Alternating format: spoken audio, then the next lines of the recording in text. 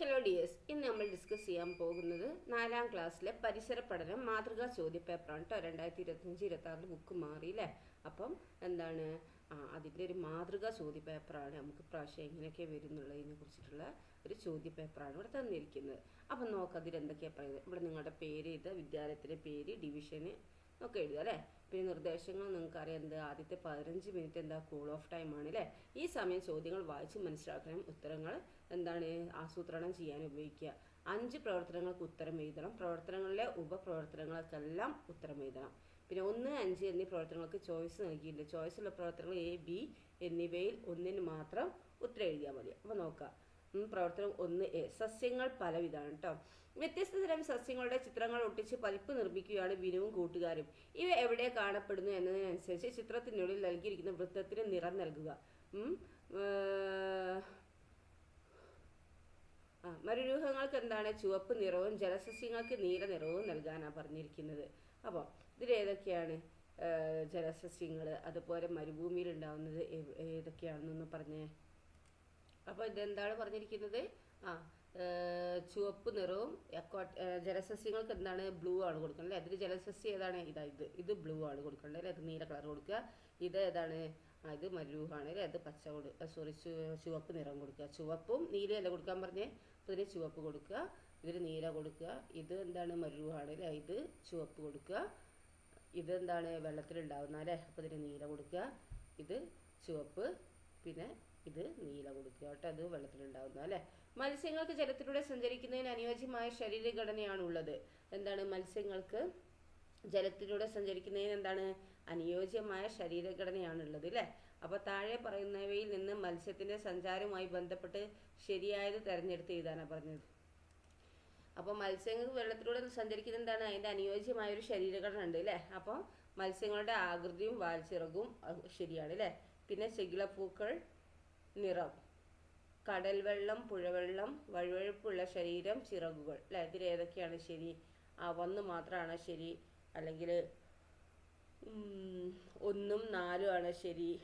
പിന്നെ ഏതൊക്കെയാണ് ശരിയെന്ന് നോക്കിയാൽ എന്നിട്ട് അത് ഇവിടെ ഉത്തരത്തിൽ എഴുതാനാണ് പറഞ്ഞത് കേട്ടോ. ഇതിലേതൊക്കെയാണ് ഈ മത്സ്യങ്ങൾക്ക് വെള്ളത്തിലൂടെ സഞ്ചരിക്കുകയായിട്ട് ബന്ധപ്പെട്ട് ശരിയായത് ഇതിലേതാണെന്നാണ് ചോദിച്ചത് കേട്ടോ.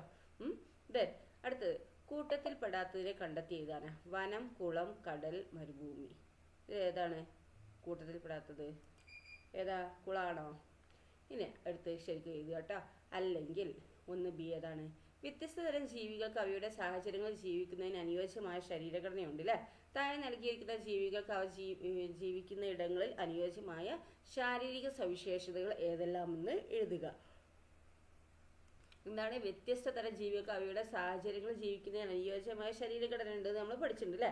താഴെ നൽകിയിരിക്കുന്ന ജീവികൾക്ക് ജീവിക്കുന്ന ഇടങ്ങളിൽ അനുയോജ്യമായ ശരീര സവിശേഷത എന്തെല്ലാം എഴുതുക. ഒട്ടകത്തിന്റെ എന്താണെന്ന് എഴുതുക, അതുപോലെ മീനിൻ്റെ എഴുതുക.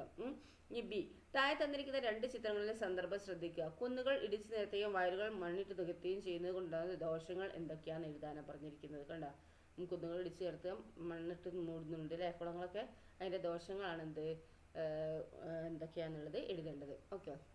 ദെൻ C, ആവാസ വ്യവസ്ഥയെ സംരക്ഷിക്കുന്നതിന് ബന്ധപ്പെട്ട് താഴെ കൊടുത്തിരിക്കുന്ന മുദ്രാവാക്യങ്ങളിൽ ഏറ്റവും അനുയോജ്യമായത് തിരഞ്ഞെടുത്ത് എഴുതാനാണ് പറഞ്ഞിരിക്കുന്നത്. ആവാസ വ്യവസ്ഥയെ സംരക്ഷിക്കുന്നതുമായി ബന്ധപ്പെട്ട് താഴെ കൊടുത്തിരിക്കുന്ന മുദ്രാവാക്യങ്ങളിൽ ഏറ്റവും അനുയോജ്യമായത് തിരഞ്ഞെടുത്ത് എഴുതുക. വൈവിധ്യം ആഘോഷിക്കൂ, വന്യജീവികളെ സംരക്ഷിക്കൂ, വനങ്ങളെ സംരക്ഷിക്കൂ, ജീവൻ നിലനിർത്തൂ.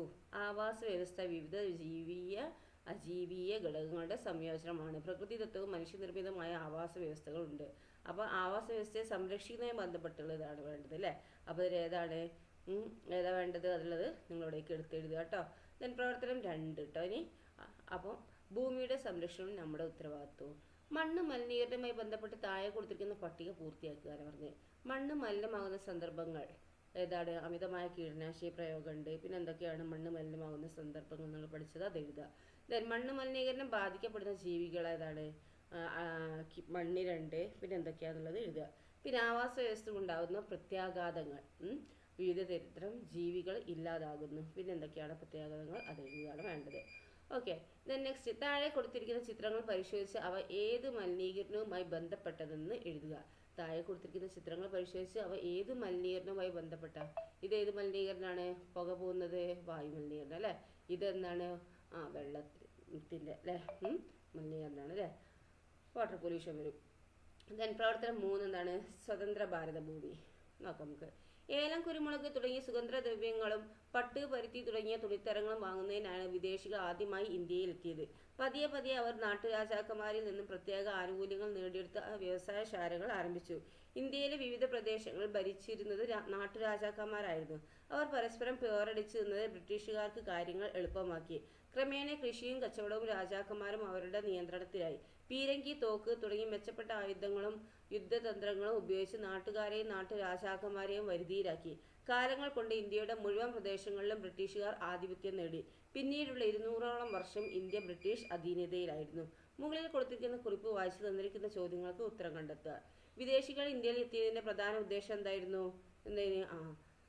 സുഗന്ധദ്രവ്യങ്ങളും തുണിത്തരങ്ങളും വാങ്ങുന്നതിന് അല്ലേ. പിന്നെ ബ്രിട്ടീഷുകാർ ഇന്ത്യയിലേക്ക് വന്ന സമയത്ത് ഇന്ത്യ നാട്ടുരാജ്യങ്ങളുമായി ഭിന്നിച്ചു കഴിയുകയായിരുന്നോ? എന്താ, ശരിയാണോ തെറ്റാണോ? ഇന്ത്യ ആണിത് അല്ലേ, ശരി. ഓക്കെ. ബ്രിട്ടീഷുകാർക്ക് എളുപ്പത്തിൽ ഇന്ത്യയെ അവരുടെ നിയന്ത്രണത്തിലാക്കാൻ കഴിഞ്ഞ എന്തുകൊണ്ടാണ്? അവർ ഇവിടെ തന്നെ പറയുന്നുണ്ട് അല്ലേ, എന്താണ്, അവർ പരസ്പരം പോരടിച്ചതുകൊണ്ട് ബ്രിട്ടീഷുകാർക്ക് കാര്യങ്ങൾ എളുപ്പമായി അല്ലേ. ക്രമേണ കൃഷിയും പിന്നെന്താണ് കച്ചവടവും രാജാക്കന്മാരൊക്കെ അവരുടെ നിയന്ത്രണത്തിലായി എന്ന് പറയുന്നുണ്ട് അല്ലേ. പിന്നെന്താണ്, ബ്രിട്ടീഷുകാർ ഇന്ത്യയെ അവരുടെ അധീനതയിൽ നിലനിർത്തിയത് ഏകദേശം എത്ര കാലമാണ്? നമ്മൾക്ക് അറിയാം അല്ലേ, 200ഓളം വർഷം എന്ന് പറഞ്ഞിട്ടുണ്ട് അല്ലേ, 2 നൂറ്റാണ്ട്. ഓക്കെ. നെക്സ്റ്റ് പ്രവർത്തനം 4 ആണ് അല്ലേ, സ്വാതന്ത്ര്യ സമരങ്ങളുടെ. ഇന്ത്യയുടെ സ്വാതന്ത്ര്യ സമര ചരിത്രത്തിൽ ഏറ്റവും മഹത്തമായ സമരങ്ങളാണ് എന്ത്? ഉപ്പു സത്യാഗ്രഹവും ക്വിറ്റ് ഇന്ത്യ സമരവും അല്ലേ. ഈ 2 സമരങ്ങൾ ഉൾപ്പെടുത്തിയ ഒരു കുറിപ്പ് തയ്യാറാക്കാനാണ് പറഞ്ഞിരിക്കുന്നത്. അപ്പോൾ ഉപ്പു സത്യാഗ്രഹത്തിനെ കുറിച്ച് എഴുതുക, ക്വിറ്റ് ഇന്ത്യ സമരത്തിനെ കുറിച്ച് എഴുതുക.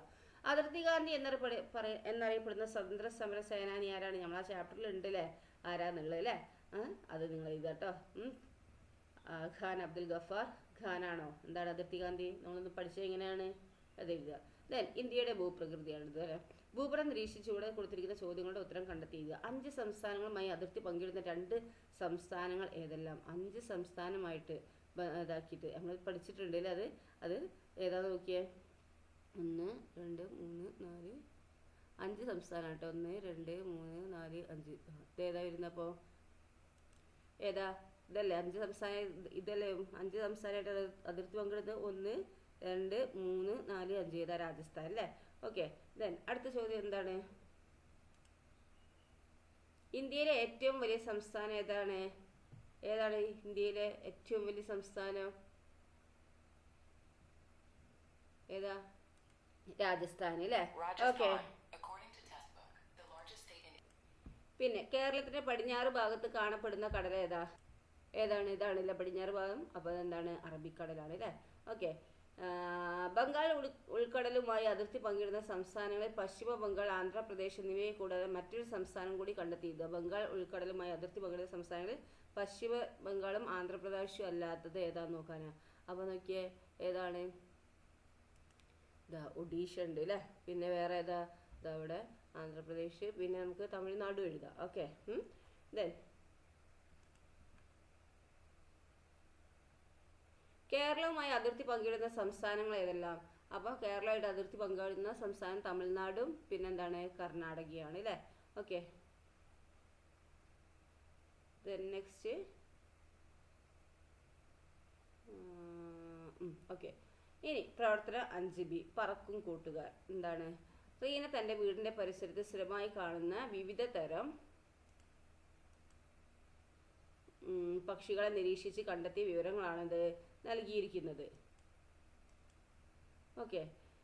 ഓരോന്നും പരിശോധിച്ച് അനുയോജ്യമായ പക്ഷിയുടെ നേരെ വരച്ച് യോജിപ്പിക്കാനാണ് പറഞ്ഞിരിക്കുന്നത്. ഉയരത്തിൽ പറക്കുന്നു, കൂർത്ത നഖങ്ങൾ, മൂർച്ചയുള്ള ചുണ്ടുകൾ, ഇരയെ റാഞ്ചി പിടിക്കുന്നു. ഉയരത്തിൽ പറക്കുന്നു, കൂർത്ത നഖങ്ങളുണ്ട്, മൂർച്ചയുള്ള ചുണ്ടുകൾ, ഇരയെ റാഞ്ചി പിടിക്കുന്നത്. ഏതാ? പരുന്ത് അല്ലേ. അപ്പോൾ അവിടെ യോജിച്ചിട്ടുണ്ട്. ഇനി അടുത്ത എന്താണ്? കറുത്ത നിറം, കൂട്ടമായി സഞ്ചരിക്കുന്നു, പരിസരം വൃത്തിയാക്കുന്നു. കാക്ക അല്ലേ. അപ്പോൾ കാക്കനെ നേരെ വരയ്ക്കുക. ഇനി ചെറിയ ശരീരം, നീണ്ട ചുണ്ടുകൾ, വേഗത്തിൽ പറക്കുന്നു, പുഴയിൽ നിന്ന് കുളത്തിൽ നിന്നും മത്സ്യങ്ങളെ പിടിക്കുന്നു. ഏതാണ്? പൊന്മാൻ അല്ലേ. നെക്സ്റ്റ്, ഇടത്തരം വലുപ്പം, തലയിൽ തൊപ്പി പോലുള്ള ഭാഗം, ശക്തിയുള്ള കൂർത്ത നഖങ്ങൾ. ഏതാണ്? മരം കൊത്തി അല്ലേ? അത് യോജിപ്പിക്കുക കേട്ടോ. ജലത്തിന്റെ സാന്നിധ്യമുള്ളയിടത്ത് ഇര തേടുന്ന പക്ഷി ഏതാണ്? കൊക്കാണ് അല്ലേ? അപ്പൊ കൊക്ക് എന്ന് എഴുതുക കേട്ടോ. താഴെ കൊടുത്തിരിക്കുന്ന തെറ്റായ പ്രസ്താവന ഏതെന്ന് തെരഞ്ഞെടുത്ത്. തെറ്റായ പ്രസ്താവനയാട്ടോ. ഏതൊക്കെയാന്നുള്ളതാണ് എഴുതേണ്ടത്. എല്ലാ പക്ഷികളുടെയും ശരീരഘടന ഒരുപോലെയാണോ? അല്ല അല്ലേ? അപ്പൊ അത് തെറ്റാണ് അല്ലേ? ആഹാര സമ്പാദന രീതിയും പക്ഷികളുടെ ശരീരഘടനയുമായി ബന്ധമുണ്ട്. അത് ഓക്കെ, ശരിയാണ് അല്ലേ? ചില പക്ഷികൾക്ക് നീണ്ട കൂർത്ത ചുണ്ടുകളും നീണ്ട കാലുകളും ഉണ്ട്. അത് ശരി തന്നെയാണ് അല്ലേ? ജലമുള്ള സ്ഥലങ്ങളിൽ കാണപ്പെടുന്ന പക്ഷികൾക്ക് എണ്ണമയമുള്ള തൂവലുകൾ ഉണ്ടായിരിക്കും. അപ്പോൾ ഏതാണ്? എല്ലാ പക്ഷികളുടെയും ശരീരഘടന ഒരുപോലെയാണെന്ന് എഴുതിയതാണ് തെറ്റില്ല. അതാണ് ഇവിടെ എഴുതേണ്ടത് കേട്ടോ. ഓക്കെ, അപ്പോൾ ഇത്രയുള്ള നിങ്ങളുടെ ക്വസ്റ്റ്യൻസ്. അപ്പോൾ നന്നായി പഠിക്കുക, സിമ്പിളാണ്. Okay, thank you.